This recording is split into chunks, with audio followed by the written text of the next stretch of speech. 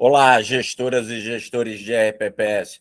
Estamos aqui para mais um episódio do Valorize-se Mais em 15 minutos. Hoje vai ser um pouco diferente.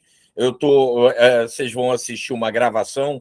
Eu estou aqui em Natal, no congresso da Bipem, 59º congresso da Bipem, onde tivemos aí algumas novidades que eu já vou falar para vocês, que é com relação a 5272. Né, o pessoal do Ministério da Previdência fez uma apresentação. Acho que todos vocês sabem, tem um grupo de trabalho para reformar a 5272. Eu continuo me colocando, eu sou contra ela, acho que ela foi uma resolução muito ruim para o segmento, tanto que tem um grupo de trabalho reformando ela, mas está avançando, né, algumas compreensões até de algumas medidas que são inaplicáveis, não é que elas sejam ruins, elas são inaplicáveis, como a questão dos 50% de passivo dos fundos de investimentos limitado a 50% de participação dos RPPS. Isso é difícil se identificar isso, não há fontes públicas onde isso pode ser disponibilizado. Então, nós aqui na consultoria, no nosso sistema, nós temos dificuldade de capturar isso, né? Essa informação vai ter que ser trabalhada em parceria com vocês, RPPS, vão ter que exigir que os administradores ou distribuidores, enfim, quem se relacione com vocês, busque essa informação e documente de que, se não tiver numa fonte pública, o que seria ideal, como na CVM, no perfil mensal dos fundos, que vocês tivessem um documento afirmativo que pudesse ser somado a uma ata de reunião de comitê de conselho, onde o administrador se compromete, atesta que, no último dia do mês anterior ao que vocês pretendem fazer a aplicação, que não esse limite de 50% não estava superado. Tá? Então, é uma coisa meio, como dizem os americanos, off the record, né? Fora dos canais oficiais, o que não é bom, né? Continua sendo um remendo ruim, na nossa opinião, mas isso está evoluindo. Mas a gente sente também que tem muita burocracia, muita circuito que, né, do grupo de trabalho tem que ir para o Ministério, do Ministério tem que ir para a Secretaria de Assuntos Econômicos, que tem que ir para a Secretaria do Conselho Monetário Nacional, fala-se em eleição, que isso não vai andar agora, que se tiver uma troca de governo lá em outubro, na eleição presidencial, outros atores vão compor o Conselho Monetário Nacional, esse assunto é do governo passado, vai ficar postergado. Enfim, o horizonte, a perspectiva de melhora da 5272 é sombria, é nebulosa, não é boa, é a impressão que eu tenho e fico decepcionado, mas também, né, já me posiciono sempre que é possível, sempre que há espaço. Posso falar isso para vocês, nossos ouvintes, nossos clientes, mas a gente tem que trabalhar com a norma. Também não adianta ficar, né, choramingando pelos cantos, como diria minha avó. Vamos trabalhar com ela. Bom, vamos lá também. Essa semana foi uma semana bem complicada, né? Mais uma complicada em termos de volatilidade dos mercados. Eu vou compartilhar a minha tela aqui com vocês para mostrar algumas imagens que a gente selecionou aqui para colocar com vocês. Hoje eu estou sem ajuda aqui da minha equipe de apoio, principalmente comandada lá pelo Fábio, mas é o seguinte, a primeira imagem que eu quero mostrar para vocês é essa aí. Essa aí é a capa da edição digital do jornal Valor Econômico da segunda-feira, dia 8/6. Vocês podem ver ali, né, do lado do Ibovespa, 8/6, né, que foi a segunda-feira. Então, você vê a volatilidade. Dólar fecha no maior nível em mais de 2 meses, com o cenário externo em foco, juros sobem e Bovespa cai. Né? Então, lá, a Bolsa caindo lá no dia 8, 0,21%. Aos 168.600 pontos. Essa volatilidade do cenário externo é a beligerância do governo americano contra o Irã, assina acordo, não assina acordo, derruba helicóptero, dá tiro, joga bomba, enfim, isso continua, né, trazendo volatilidade para os mercados, tanto a nível de dólar, né, que encarece, bate na inflação, porque a gente importa produtos escritos em dólar, então, quando o dólar sobe, a gente importa a inflação. Quando os juros sobem também, né? Quando o juro sobe, o preço dos ativos cai, pela marcação a mercado, o fundo aí na sua carteira dá rentabilidade negativa. Né? E o Ibovespa cair, né? Afeta toda a Bolsa, todas as aplicações de renda variável de vocês. Agora, vamos ver a manchete, o mesmo jornal hoje, né? na sexta-feira. Então, está aí, né? Ontem, dia 11/6, a Bolsa subiu 1,71, né? Foi para 171.500 pontos, praticamente. E então a gente vê, né, que a semana começou com pessimismo e a sexta-feira com, né, um certo otimismo. Aliás, esse dado aqui é de ontem, né? Isso foi a Bolsa ontem, e ela subiu bastante com a perspectiva de um acordo entre os Estados Unidos e o Irã, que seria assinado talvez domingo.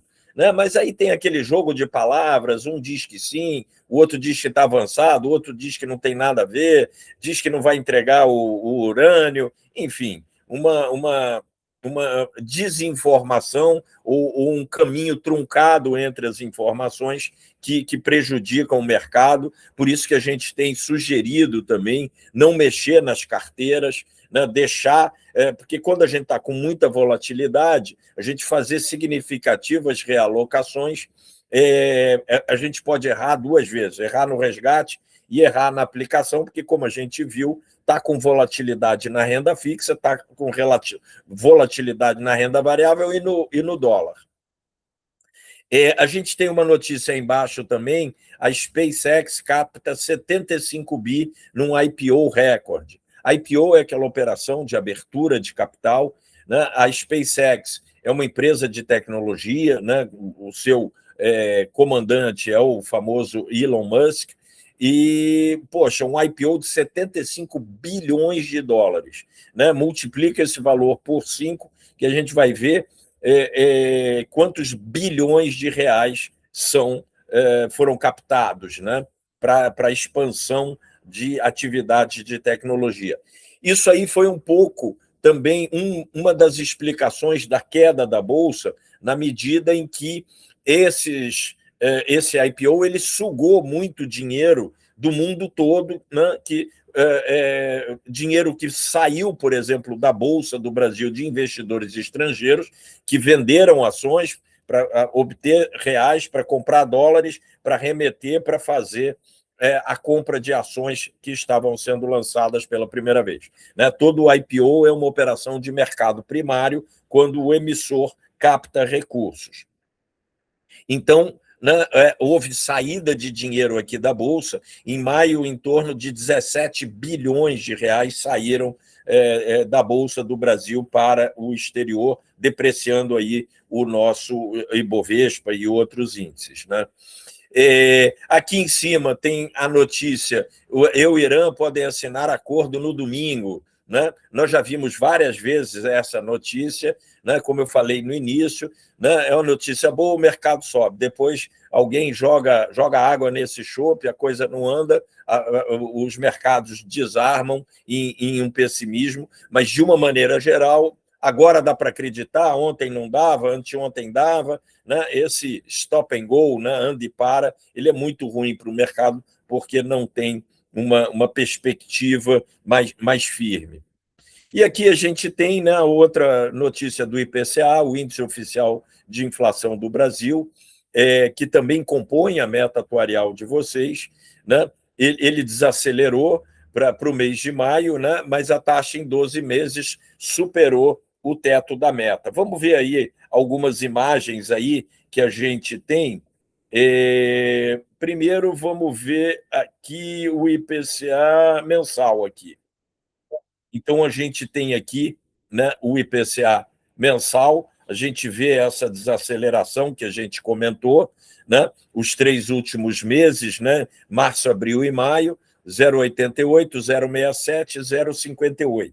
O 0,58 de maio ficou um pouquinho acima do que o mercado esperava, estava esperando ali a mediana das expectativas, era em torno de 0,53, 0,54.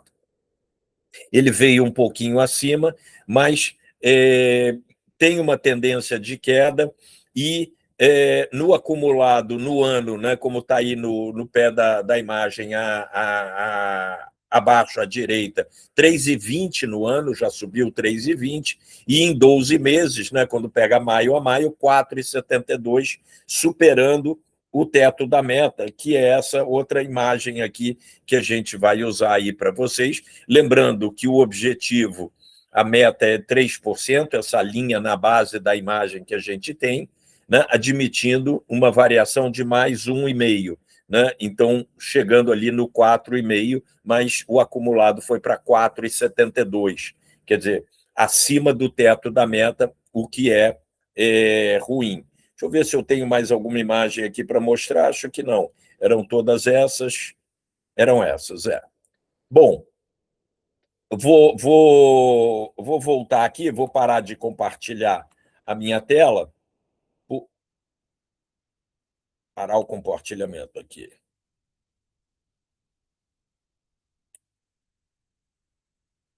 Voltando aqui para mim. Então, apesar desse movimento do IPCA acima do teto da meta, a gente ainda acredita que na próxima reunião do Copom a redução vai ser do 0,15, 0,25, desculpe. Né?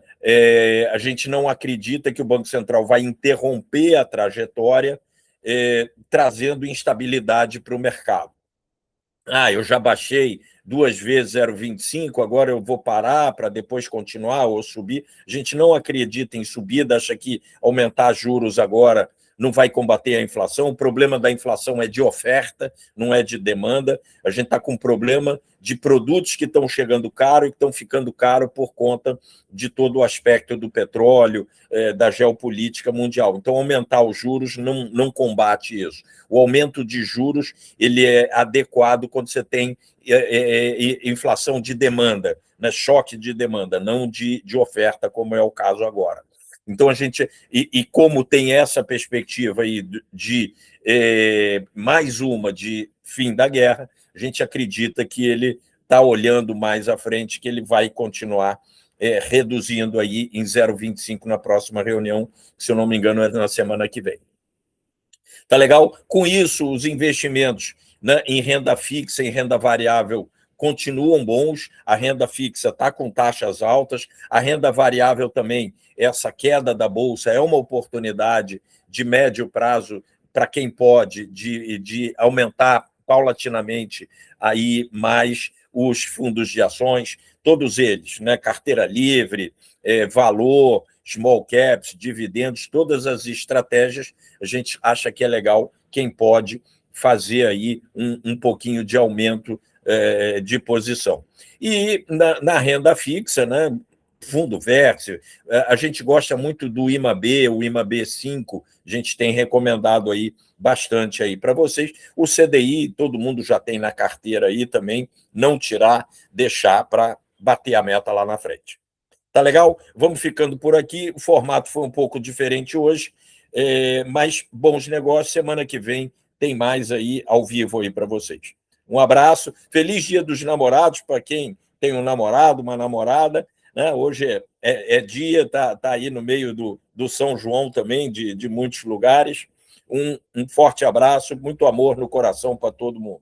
E quem não tem namorado ou namorada, que arrume um aí, porque é muito bom namorar. Um abraço, felicidades a todos. Vou parando a gravação por aqui. Não, aqui é o chat, gravação, aqui, parar a gravação. Tá legal, pessoal. Um abraço, bom fim de semana.